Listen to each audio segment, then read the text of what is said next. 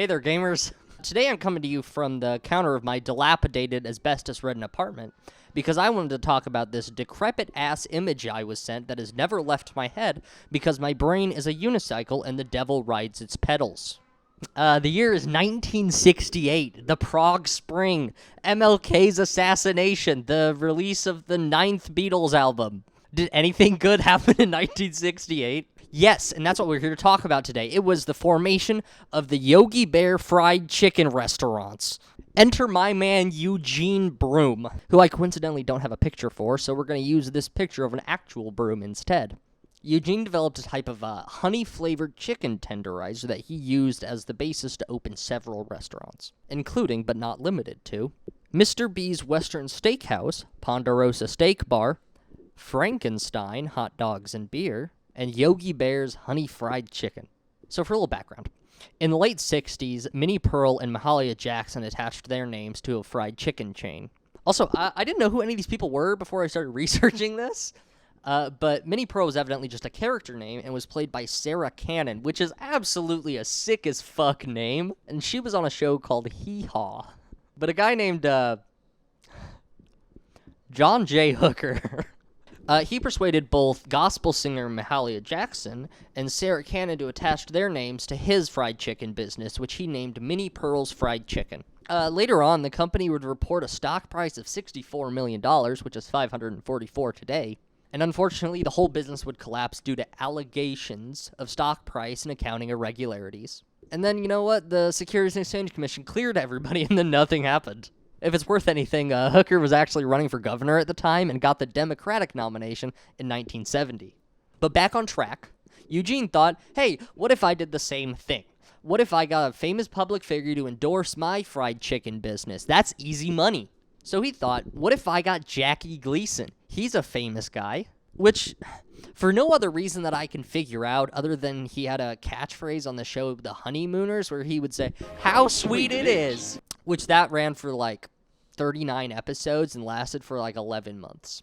As a fun fact, Jackie Gleason actually holds the longest record for a Billboard Top 10, which that's its whole other video. We don't have time to talk about music for lovers only. We're here to talk about this Yogi Bear graveyard picture that I showed you several minutes ago.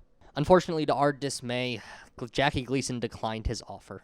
I looked into Jackie Gleason for a while, and he was huge. Like, this is the equivalent of me going to Jay Leno to start a Taco Bell competitor. So what now?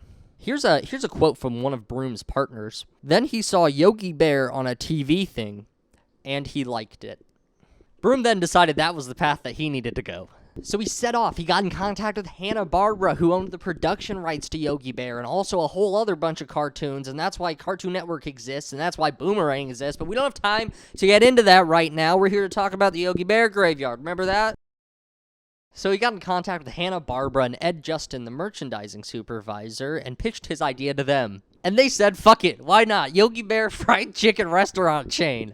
As a fun tie-around, Yogi Bear was actually based off of the co-star on The Honeymooners, Art Carney. It's full circle. So now it's the year of our Lord, 1968. Robert F. Kennedy is assassinated, and the Yogi Bear restaurant chain just landed a partnership with Hardee's for $1 million fucking dollars and opened 11 locations. It can only go up from here. Except almost immediately, all of the Yogi Bear honey fried chicken establishments got neglected and abandoned. All of that in less than 10 years, except for one, which we'll get into that in a little bit. As each restaurant closed, we found out that there was a fiberglass statue of Yogi Bear made for each location. And now we've come full circle. I foreshadowed this.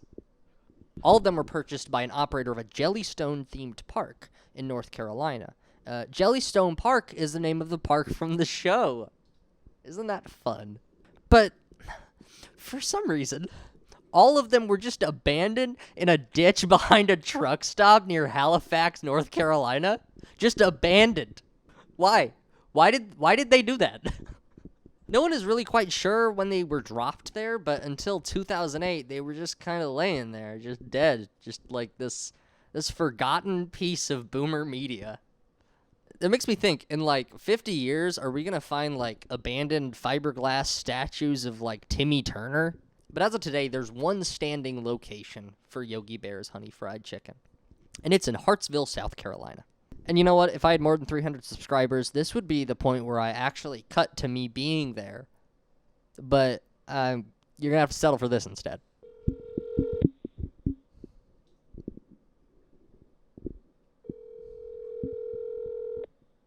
Hello. Please leave a message after the tone. I tried. But yeah, that's the story. I just wanted to share. I'd like to thank everybody for watching the video. I know this is like my 15th video, and I'm still trying to figure out formats, but I hope that this is okay.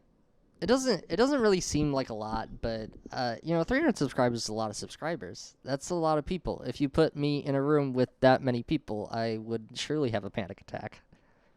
But thank you all for watching. I love you.